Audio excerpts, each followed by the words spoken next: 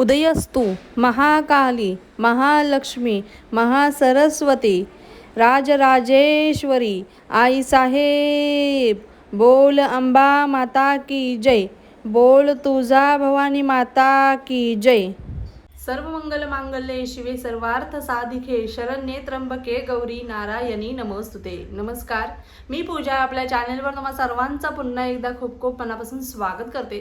तुमच्या सगळ्या इच्छा स्वामी महाराज लवकरात लवकर पूर्ण करोत ही स्वामींचरणी प्रार्थना करते व आजच्या आपल्या व्हिडिओला सुरुवात करते। 31 मेला असणार आहे अधिक ज्येष्ठ पौर्णिमा, तर त्यानिमित्त आपल्याला आपल्या कुलदेवीची सेवा करायची आहे। अत्यंत प्रभावी अशी सेवा तुमच्यासोबत मी शेअर करणार आहे आणि ही सेवा केल्यामुळे घरामध्ये धन धान्य सुख समृद्धी ऐश्वर्य नक्कीच नांदतं म्हणजे नांदतं। आपल्या घरातील लक्ष्मी माता जर रुष्ट झाली असेल किंवा ती घरामध्ये नांदत नसेल, बघा लक्ष्मी ही चंचल आहे बरोबर, तर लक्ष्मी नांदावी असं प्रत्येकाला वाटत असतं। कर्ज बाजारीपणा डोक्यावरती आलेला आहे, इतकं स्ट्रगल करून देखील काही आपल्या म्हणजे आपण जेवढ्या मेहनत करतोय कष्ट करतोय त्याला कशाचंच म्हणजे फळच भेटत नाहीये किंवा सेवा करतोय तरी देखील आपल्याला प्रचिती येत नाहीये।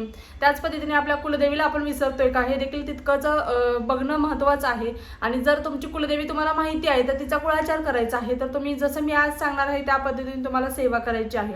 बघा आज आपण पाहणार आहोत कुंकुमार्चन कशा पद्धतीने करायचं आहे माता लक्ष्मीला। त्याच पद्धतीने आपल्या कुलदेवीला, तुमची कुलदेवी कोणती असो, तुळजापूरची तुळजाभवानी असो, सप्तशृंगी माता असो, कोल्हापूरची अंबाबाई असो किंवा रेणुका माता असो, तुमची कुलदेवी कोणतीही असो, तुम्ही ही सेवा करू शकता। आणि ही सेवा जर तुम्ही रोज न चुकता जर केली तर तुम्हाला या अधिक महिन्यामध्येच त्याचा खूप सुंदर असा अनुभव येईल आणि तुमचे सगळे प्रॉब्लेम सॉल्व्ह होतील।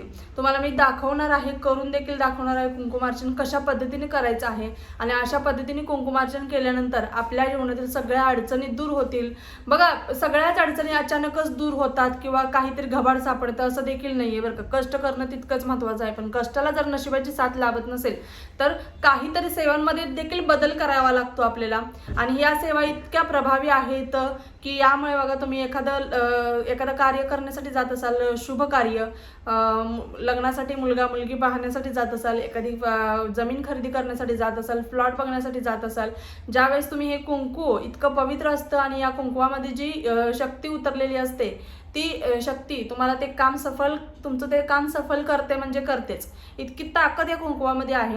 आणि हेच कुंकू कशा पद्धतीने तयार करायचं आणि कुंकुमार्चन कसं करायचं ज्यामुळे देवीचं देखील तत्व जागृत होतं। या चैत्र नवरात्रीमध्ये जितकं होईल तितकं सेवा करून देवीचं जागृत तत्व म्हणजे देवीचं जे लहरी आहे, सात्विक लहरी आहे, त्या कशा आपल्या घरामध्ये टिकून राहतील आणि वर्षभर जर आपण ही सेवा केली तर वर्षभर कधीच कसलीच आपल्याला कमी पडत नाही, हे देखील तितकं शाश्वत सत्य आहे। कधी अडचण जरी आली आपल्याला अचानक तर त्या अडचणीतून मार्ग देखील आपल्याला सापडतो। त्यामुळे बघा अडचण येणार नाही असं पण नाहीये, अडचण येईल पण अडचणीतून मार्ग जो भेटतच नव्हता ना तो तुम्हाला मार्ग भेटेल, मार्ग सापडायला सुरुवात होईल। कुठून तरी पैशाची चल तुमच्या रेलचल घरामध्ये राहणारच आहे।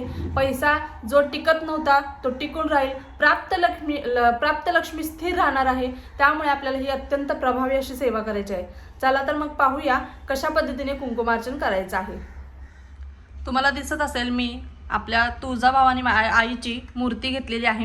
तुमच्याकडे टाक असेल तर तुम्ही टाक देखील घेऊ शकता आणि जरी तुमच्याकडे टाक असेल तर किंवा मूर्ती असेल तर तुम्ही मूर्तीवर देखील, शक्य असल्यास मूर्तीवर करा, नाही तर तुम्ही श्रीयंत्रावर देखील करू शकता। माता लक्ष्मीची मूर्ती असेल तर त्या मूर्तीवर देखील तुम्ही अभिषेक करू शकता।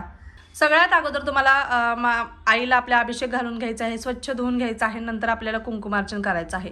कुंकुमार्चन करताना श्री सुक्तमने तुम्हाला करायचं आहे, 16 वेळा श्री सुक्तम बोलायचं आहे। श्री सुक्त जापाई प्रत्येक ओळीला तुम्हाला कमलात्मक मंत्र लावायचा आहे, जो माता लक्ष्मीचा बीज मंत्र आहे आणि तो माता लक्ष्मीला अत्यंत प्रिय असा आहे।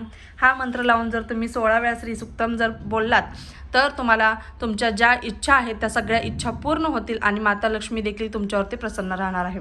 काय करायचं आहे, आता आपला हा हात आहे, उजवा हात आहे, उजव्या हाताची ही 3 बोटं, किती, ही 3 बोटं करंगळी आणि अंगठ्याच्या बाजूचं हे बोट, हे दोन्ही बोटं आपल्याला कुंकवाला स्पर्श करायची नाहीत. अशा पद्धतीने आपल्याला या 3 बोटांनी अशा पद्धतीने कुंकू पकडायचं आहे. बघा, व्यवस्थित अशा पद्धतीने कुंकू आपल्या हातामध्ये घ्यायचं आहे आणि तुम्हाला श्री सूक्तच्या प्रत्येक ओवीला तुम्हाला कमलात्मक मंत्र लावून सेवा करायची आहे. बघा, सगळ्यात अगोदर श्रीयंत्रावरती दाखवते. हिरण्यवर्णां हरणीं सुवर्णरजशस्त्रजां चंद्रा हिरण्मयीं लक्ष्मीं जातवेदोम आवाहं. ओम श्रीं ह्रीं श्रीं कमले कमलालये प्रसिद्ध प्रसिद्ध श्रीं ह्रीं श्रीं ओम महालक्ष्मी देवे नमः. ताम आवह जातवेदोम लक्ष्मीं लक्ष्मीमनपगामिनीं यस्या हिरण्यं विन्देय गामेश्वपुरुषानहम्.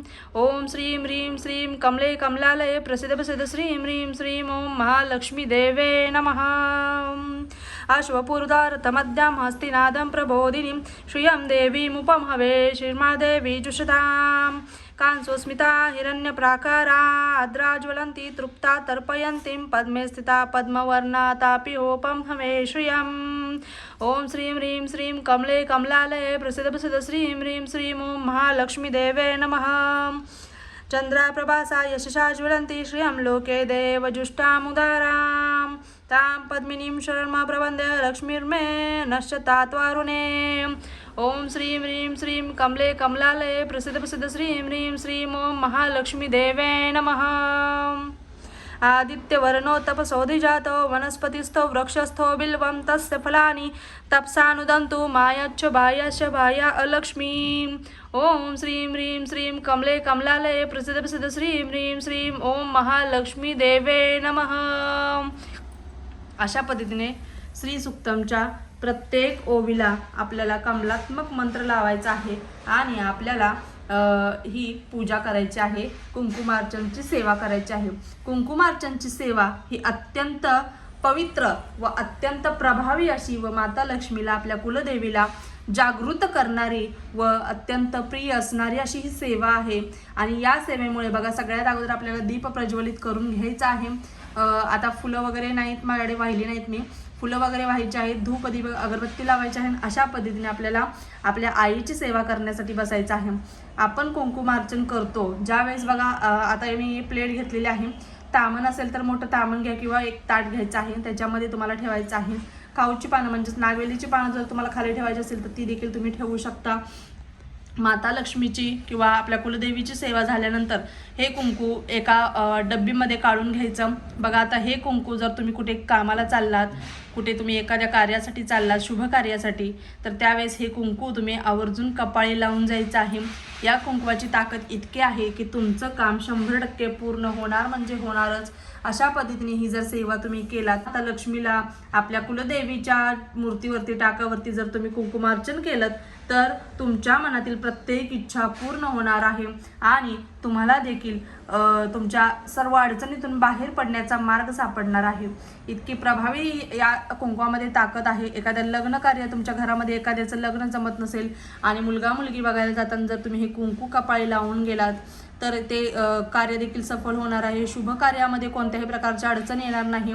एखादी वस्तू किंवा एखादी तुम्ही फ्लॅट वगैरे, जमीन वगैरे विकत घ्यायचं आहे किंवा बिझनेसमध्ये नव्याने बिझनेस सुरू करायचा आहे तर तुम्ही नक्कीच घरातून कधीही रोज घरातून बाहेर पडताना तुम्ही हे कुंकू तुमच्या कपाळी लावून जायचं आहे. इतकं पवित्र हे कुंकू आहे. इतकी ताकद या कुंकवामध्ये आहे. बघा, हे कुंकू आता कुंकुमार्चन केलेलं आहे, नंतर हे देवांना लावायला वापरायचं नाही.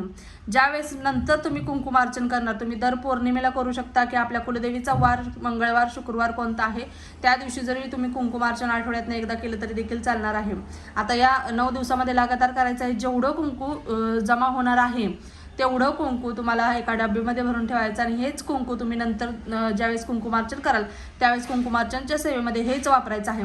कारण कुंकुवाची ताकद कुठेतरी कमी झालेली असते आणि ती शक्ती, ते कुंकू परत सिद्ध करण्यासाठी आपल्याला पुन्हा पुन्हा त्या कुंकुवाने कुंकुमार्चन करायचं आहे.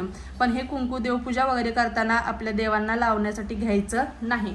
अशा पद्धतीने आपल्याला कुंकुमार्चनची सेवा करायची आहे. 16 वेळा श्री सूक्तमच्या प्रत्येक ओवीला कमलात्मक मंत्र लावून लक्ष्मी प्राप्तिकारक सेवा म्हणजे कुंकुमार्चनची सेवा या अधिक महिन्यामध्ये अधिकस्य सेवा तुम्हाला करायची आहे.